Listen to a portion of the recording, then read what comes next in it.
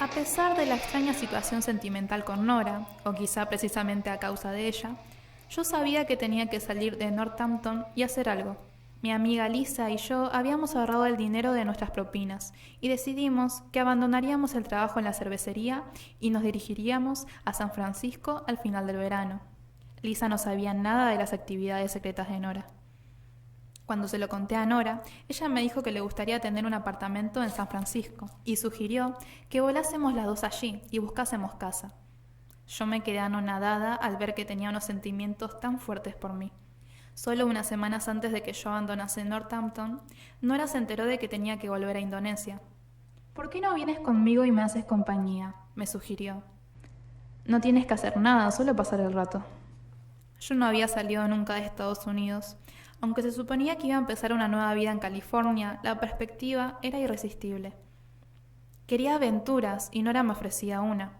A los tipos de Northampton que habían ido con ella a lugares exóticos como Chicos de los Recados no les había ocurrido nunca nada malo. De hecho, volvían contando historias fantásticas solo aptas para los oídos de un grupito selecto. Pensé que no había peligro alguno en hacer compañía a Nora. Ella me dio dinero para que comprase un billete desde San Francisco a París y me dijo que habría un billete para Bali esperándome en el mostrador de Air Garuda, en el Charles de Gaulle.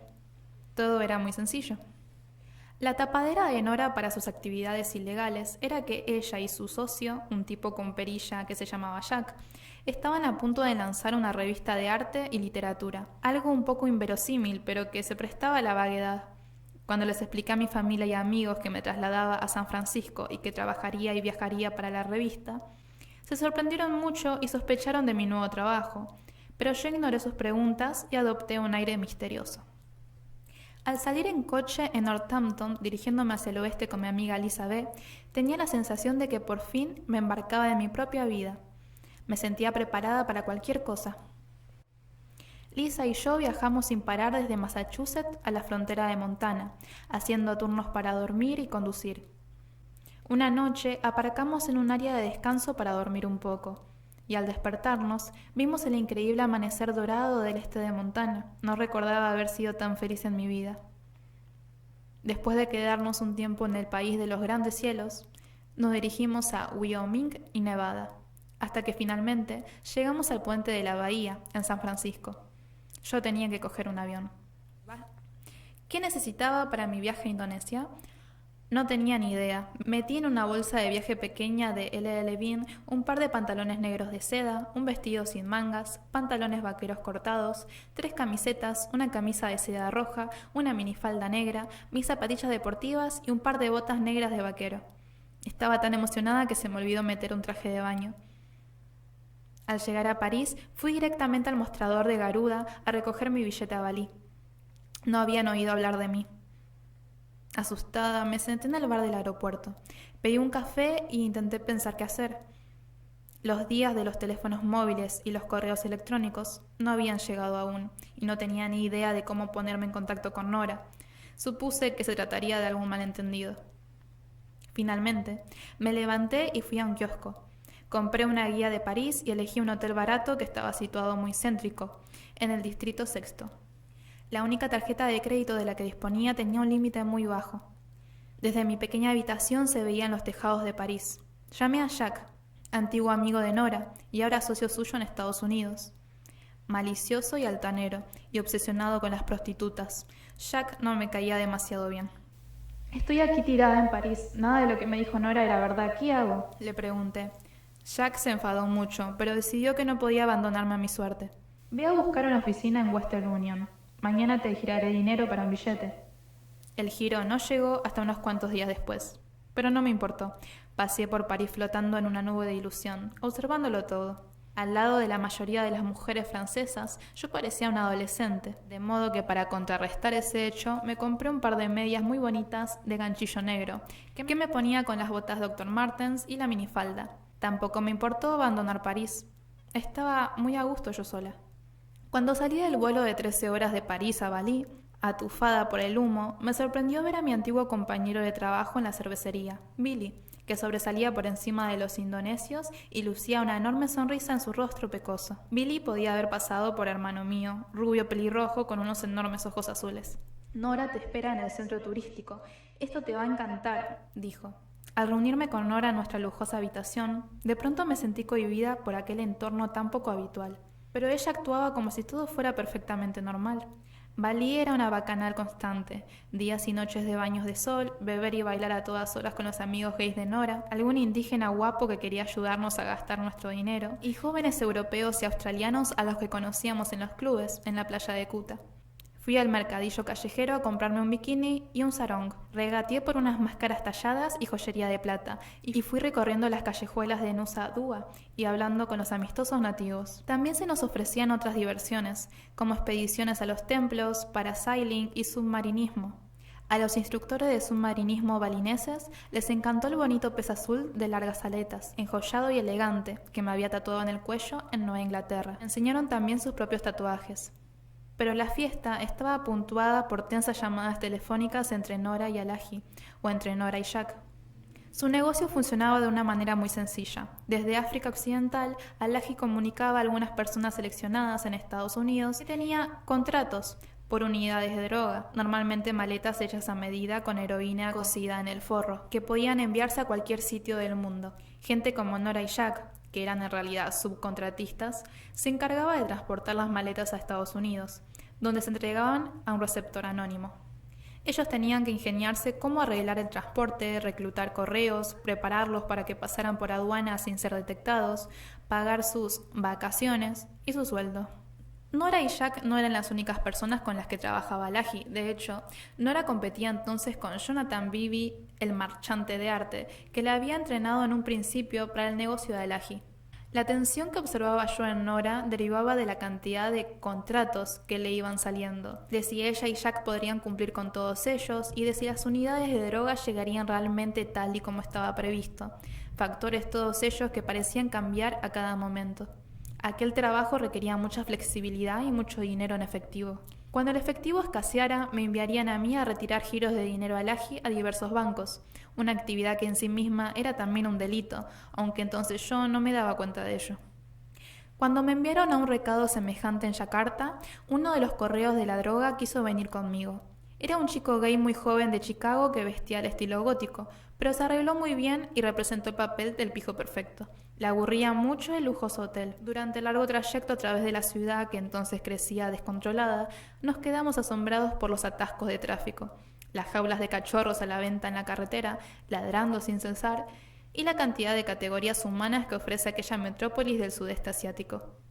En un semáforo, un mendigo estaba tirado en la calle pidiendo limosna. Tenía la piel casi carbonizada por el sol y carecía de piernas. Empecé a bajar la ventanilla para darle unas cuantas rupias, de los cientos de miles que tenía. Mi compañero dio un respingo y se encogió en su asiento. ¡No!, gritó. Le miré, disgustada y perpleja. El taxista me cogió el dinero de la mano y se tendió por su ventanilla al mendigo. Nos fuimos en silencio. Teníamos muchísimo tiempo libre y nos entreteníamos en los clubes de playa de Bali. Los billares militares de Yakarta y los clubes nocturnos como el Tanamur, que estaban en el límite entre club y burdel. Nora y yo íbamos de compras, nos hacíamos limpieza de cutis o viajábamos a otros lugares de Indonesia, solo las dos, viaje de chicas. No siempre nos llevábamos bien. Hicimos un viaje a Krakatoa y contratamos a un guía para que nos llevase de excursión por las montañas, cubiertas por densas y húmedas junglas. Hacía muchísimo calor y sudábamos. Paramos a almorzar junto a una preciosa poza de un río, en lo alto de una impresionante catarata. Después de bañarnos desnudas, Nora se apostó conmigo. De hecho, dobló la apuesta, para ser precisos, a que no era capaz de saltar desde la catarata, que tenía al menos 10 metros de altura. ¿Has visto saltar alguna vez a alguien?, le pregunté yo a nuestro guía. Ah, sí, señorita, dijo sonriendo. ¿Has saltado tú alguna vez? Ah, no, señorita, exclamó, sonriendo todavía. Pero una apuesta es una apuesta. Desnuda, empecé a subir por las rocas hasta el que me parecía el sitio más lógico para saltar. La catarata rugía. Vi el agua removida, opaca y verde allá abajo, muy lejos. Estaba aterrorizada y de repente todo aquello me pareció mala idea. Pero la roca estaba resbaladiza, y después de intentar en vano retroceder como un cangrejo, me di cuenta de que tendría que saltar. No había otro camino. Con todas mis fuerzas me arrojé por el aire chillando, lejos de la roca, y me sumergí hondamente en el cañón verde que tenía debajo. Salí a la superficie riendo, jubilosa. Minutos después llegó Nora aullando desde la catarata, detrás de mí. Cuando salió a la superficie jadeó. «¿Estás loca? ¿Quieres decir que no habrías saltado primero si a mí me hubiese dado miedo?», le pregunté sorprendida. «Ni por asomo», respondió ella. En aquel preciso momento tendría que haber comprendido que Nora no era de fiar. Indonesia ofrecía una gama de experiencias que parecía inacabable, pero todas con un aspecto turbio y amenazador. Nunca había visto una pobreza tan radical como la que vi en Yakarta, o un capitalismo tan salvaje representado por las enormes fábricas y el acento de Texas que se oía en el vestíbulo del hotel, donde tomaban copas los ejecutivos de las petroleras. Pasabas una hora encantadora charlando en el bar con un abuelito británico de lo hermoso que era San Francisco y de sus preciados galgos allá en el Reino Unido, y cuando te daba su tarjeta de visita al salir, te explicaba como quien no quiere la cosa que era traficante de armas. Cuando subía en el ascensor al piso superior del Jakarta Grand Hyatt, al anochecer, salía al lujoso jardín que había allí y me ponía a correr por la pista que daba la vuelta al tejado, oyendo la llamada a la oración de los musulmanes que hacía eco de mezquita en mezquita por toda la ciudad. Después de unas cuantas semanas me sentí por un lado triste, pero por otro aliviada de decir adiós a Indonesia y volver a Occidente. Añoraba mi casa. Durante 4 meses de mi vida viajé constantemente con Nora, desembarcando de vez en cuando en Estados Unidos para pasar unos pocos días. Vivíamos una vida de tensión incesante y, sin embargo, era también espantosamente aburrida. Yo tenía poca cosa que hacer, aparte de acompañar a Nora mientras ella trataba con sus mulas. Vagaba sola por las calles de aquellas ciudades desconocidas. Me sentía desconectada del mundo al tiempo que la observaba. Una persona sin objetivo ni lugar. No era aquella la aventura que ansiaba. Mentía a mi familia sobre todos los aspectos de mi vida y cada vez me sentía más agobiada y cansada de mi familia adoptiva de la droga. Durante una breve estancia en Estados Unidos para visitar a mi familia real, muy suspicaz por aquel entonces, recibí una llamada de Nora, que decía que necesitaba que me reuniera con ella en Chicago. El aeropuerto O'Hare se consideraba un aeropuerto seguro, aunque yo no sabía qué significaba eso, y allí era donde se enviaba la droga. Me reuní con ella en el Hotel Congress, en la avenida Michigan. ¡Qué tugurio!, pensé. Estaba acostumbrada al mandarín oriental. Nora me explicó lacónicamente que debía volar al día siguiente llevando dinero en efectivo para dejarlo en Bruselas. Ella se lo había prometido a Laji y yo debía hacerlo por ella. Nunca me había pedido nada, pero entonces me lo pedía. En lo más hondo, tuve la sensación de que yo había aceptado aquella situación y no podía decir que no. Tuve miedo y accedí a hacerlo. En Europa, las cosas adoptaron un cariz siniestro. El negocio de Nora costaba de mantener. Ella corría muchos riesgos con todos los correos y la cosa se estaba poniendo fea. Su socio Jack se unió a nosotras en Bélgica y la situación se deterioró enseguida. Yo lo encontraba codicioso, libidinoso y peligroso, y vi que Nora confiaba en él mucho más de lo que le importaba yo. Me sentía asustada y desgraciada, y me retiré a un silencio casi constante cuando nos trasladamos de Bélgica a Suiza. Iba deambulando por Zúrich sin amigos, sola, mientras Nora y Jack tramaban sus planes. Vi el piano 3 veces seguidas, gratamente transportada a otro lugar y tiempo, llorando en silencio a lo largo de toda la película. Cuando Nora me informó en términos claros de que quería que yo transportase drogas, supe que ya no era valiosa para ella a menos que pudiera hacerle ganar dinero. Obedientemente, perdí mi pasaporte y me dieron otro nuevo.